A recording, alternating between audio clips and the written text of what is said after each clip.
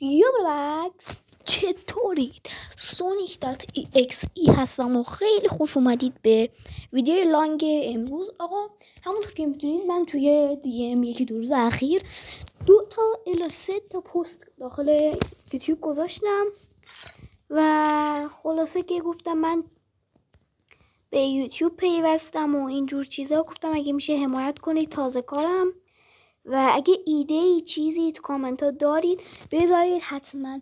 اگه 50 تا ساب اولمونم بگیریم 100 تا جم فری فایر با آیدی رایگان قرعه کشی میکنیم و جم میدیم. آره خلاصه به 50 تا فالوور اولمون برسیم. اگر بهتون 100 تا جم با آیدی میدیم. داره گوش کنید، آیدی یعنی نه تبری قرار بشید نه هیچی. از سایت موجوجه من میزنم که باور کنید عکسش هم براتون میفرستم. و خلاصه اومدم یه معرفی ریز بکنم، یه گیم پلی ریز بدیم. و من توی یکی دو روز اخیر صدام و ویدیو و اینجور چیزا نذاشته بودم. اولش من تو آپارات فعالیت میکردم، توی اونجا هم یه سری مسابقات برگزار کردم، حالا اونجا بیشتر حمایت میشدم. ولی مثل یه سری دقیقه به خاطر آهنگای فانک بنم کردم، ولی تو یوتیوب آهنگای فانک بن ندارم. ولی توی ایران آپارات عالی. من با 230 تا فالوور اکانتم بند شد و جم قرعه کشی میکردم 200 تا 200 تا 100 تا 100 تا. آره خلاصه گفتم بیام یوتیوب شایده خودش دارم حرف میزنم اب نداره و گفتم شاید حمایتی چیزی بشه. چون میدونید من توی یوتیوب یه سری کسا رو میبینم مثل خود من تازه کارن، میان یه چند تا پست از ماینکرافت که خودم هم قراره پلی میدم، همین الانش هم گیم پلی هم احتمالاً بذارم و یه سری چیزای دیگه ویدیو میذارم و خیلی حمایت میشن. منم خوشحال میشم. خودم همیشه کامنتاشون رو لایک فالو میکنم، سابسکرایب میکنم و یه سری چیزای دیگه. و به همین دلیل گفتم بیام یوتیوب. گفتم شاید منم یکی پیدا شه مثل کسای دیگه منو حمایت کنه و امیدوارم حمایت بشم واقعا از طرف هموطنای عزیزم، از طرف ایرانیا. و همین دیگه اومدم گفتم حمایتم کنید فلان و بیسار. یه سری حرفای چرت و پرت میزنم، دارم واقعا نمیدونم چی بگم الان. چون میدونی من یه 2-3 باری هم چیز داشتم که سابقه داشتم که بیام یوتیوب ولی فعالیت چیت میذاشتم، ولی خب الان دیگه گفتم چیت نذارم. چون یه سری هیت میدادم میگفتن چرا چیت میذاری، مردم چیت بیشتر بشه داخل فری. خودم به این موضوع یکم فکر کردم، گفتم واقعا چرا من دارم چیت میذارم و داخل فری فایر چیترها رو زیاد میکنم، این چرا من همچین کاریو دارم میکنم. به این فکر کردم و چنل یوتیوبمو بستم. گفتم بذار بیشتر از این هیت نگیرم. گفتم اوکی زیر این کامنت و فشار خالی میکنم چون بهش فشاری میزد. گفتم اوکی کانالمو بستم و کلا هم 10 تا سابسکرایب داشتم. کسی سابسکرایب هم نمیکنه، کسی حمایت هم نمیکنه. واقعا نمیدونم، احساس میکنم دنیا واقعی نیست. میدونید چرا؟ چون بعضی موقع میبینم خودم تازه کارم، اینا هم تازه کارن، پس چجوریه که اینا حمایت میشن ولی من حمایت نمیشم؟ تازه منم مثل اینا پستای جذابی میذارم. یعنی فقط اینا نیستن که پست از فری فایر، کال آف، ماینکرافت یا هر چیز دیگه میذارم ولی حمایت میشن. شده من یه سری چیزا یه سری کسا رو ببینم حتی با کیفیت پایینتر، حتی با ادیت پایینتر دارن پیشرفت میکنن، خوشحالم میشم، مثلا ناراحت نمیشم. از این ناراحتم که منو حمایت نمیکنن. من که دارم از فری ویدیو میذارم، نه حمایت مالی نه چیزی، هیچی نمیخوام. من تنها امیدی که دارم اینه که بیام یوتیوب پست بذارم و اولین آرزوم این بود که یه یوتیوبر بزرگ بشم مثل مستر وانشات، هر کس دیگه. حالا سامان بال هم اولش از موبایل شروع کرد، موس کیبورد شروع کرد.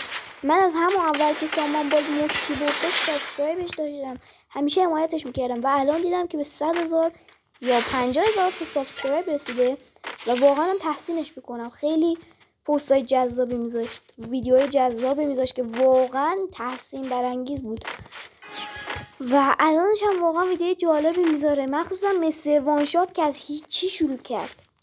حالا ما از توندر حرف نمیزنیم چون توندر از همون اولش تو آلمان بود، کامپیوتر داشت، پی سی قوی داشت، خلاصه بچه پولدار بود تندر از همون اولش. ولی مستر وانشات، سالارهات، سامانبال، این یوتیوبرها از همون اول نبودن که این همه.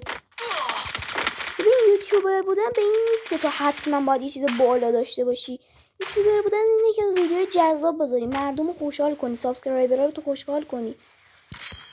و من دقیقا همین کارو دارم میکنم، چون من قرار نیست برای درآمدزایی، چون میدونم قرار نیست اصلا درآمدزایی در بیارم از یوتیوب، چون من فقط دارم برای اینکه من خودم الان سر کار میرم، برای اینکه پول پی سی مجور کنم، بخوام پی سی بخرم خودم شده من سر کار میرم، ولی نمیام بگم برای پول بیام منو سابسکرایب کنم، برای جذاب خودشون. اگه از ویدیوهای من خوششون میاد منو سابسکرایب کنن، اگه خوششون نمیاد سابسکرایب نکنن. ولی اگه میبینم ویدیوهام خوبه و سابسکرایب نمیکنن واقعا ناراحت کننده است. اینکه مثلا من ویدیو جذابی میسازم، قرعه کشی قراره بذارم و یه سری ویدیوی جالب دیگه، مثلا من الان ادیتم با گوشی، خلاصش با همین که با گوشی ادیت میزنم خیلی خوبه.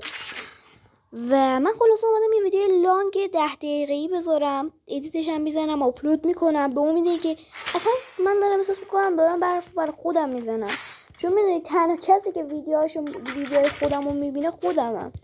یعنی حتی من به ویدیوی دوتا هم نمیرسم که مثلا یه نفر بیاد منو نگاه کنه ویدیوهامو.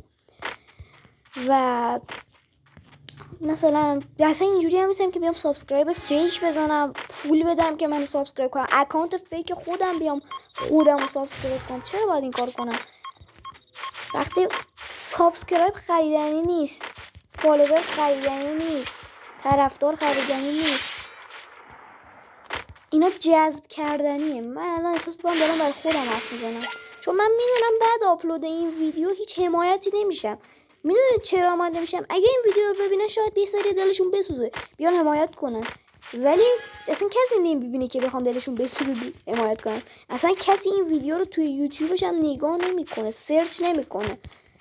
من تایتل رو میذارم فری فایر، شاید که یکی فری فایر رو تایتلش رو سرچ کرد ویدیوی منو بیاره یه نگاه بندازه، شاید حتی اگه ویدیوی من 10,000 بارم تبلیغ بشه، وقتی کسی ببینه من موبایل پلیرم سابسکرایب بالایی ندارم فالو نمیکنه. سامانباد از کجا شروع کرد؟ سامانباد هم مگه از همون اولش 50,000 تا سابسکرایب داشت؟ مستر وانشات مگه از همون اولش 110,000 تا سابسکرایب داشت؟ نه دیگه، از اول شروع کردن. ولی اینا رو یکی اومده دیده، اینا رو یکی اومده کشف کرده، ولی کسی نیست که بیاد این یوتیوبرای تازه کار رو کشف کنه بگه آقا اینا هم بازیشون خوبه، اینا هم ویدیوی جالبی میسازن.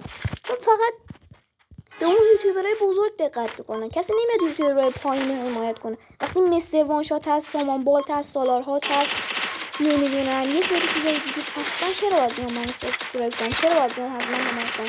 چرا باید ویدیوهای اونی که خیلی جذاب و این همه خرج جم و اینجور چیزا میذاره مستر وانشات، چرا بیان ویدیوی من کوچیکو نگاه کنن؟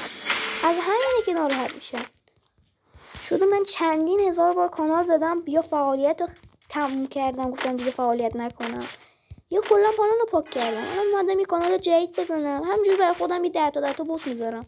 شاید یک روزی، من دارم میگم به امید اینکه یک روزی یه ویدیو منو کشف کنه، چرا همش ریس می‌خوره، یه ویدیو منو کشف کنه بگه آقا ویدیوهای اینم خوبه، اینم ببینید، چرا اینو تربش کردید. حرفای من خلاصه این بود. الان نمیدونم چه چسناله کنم برای جمع کردن سابسکرایب، نمیدونم برای گدایی سابسکرایب، اومدم بگم حمایت کنید، نگفتم گدایی. هیچ وقت من از این کلمه‌ای که صدا رو چک نکن استفاده نمی‌کنم، چون این برای جذب فالوور و ویوه. وقتی تو روی صدا کلیک می‌کنی درآمد برای یارو حساب می‌کنه، فالوور بیشتر، سابسکرایب بیشتر حساب می‌کنه برای یارو. ولی من هیچ وقت نمیام همچین کاری بکنم، چون می‌دونی فالوور خریدنی نیست. من برای پول پست نمیذارم، اینو چند بارم گفتم. من برای پول و اینجور چیزا فعالیت نمی‌کنم. اومدم برای دلخوشی. من خیلی دلم می‌خواست مثلا یوتیوبر بزرگی بشم. اگه درآمدی هم داشته باشیم، یه درآمد کوچیکی هم داشته باشیم، چه اشکالی داره؟ اینم بهتر. ولی من همیشه دلم می‌خواست مثلا ویدیو بذارم یهو ببینم یکی تو کامنت نوشته داداش عالی، داداش ادامه بده، پرقدرت ادامه بده. یهو مثلا بیام ببینم 50 تا لایک گرفت ویدیو. میدونی چقدر خوشحال میشم؟ من برای اینکه خودم رو خوشحال کنم دارم ویدیو میذارم، نه برای جذب فالوور. و خلاصه این بود از این 10 دقیقه حرف زدن من. امیدوارم کسی ویدیومو ببینه و به این حرفام گوش بده تا آخر. و تا یه ویدیو دیگه، خدا نگهدار. عاشقتونم. عاشق منی چیه؟ عاشقتونم. تا یه ویدیو دیگه، خدا نگهدار. هیچ کس.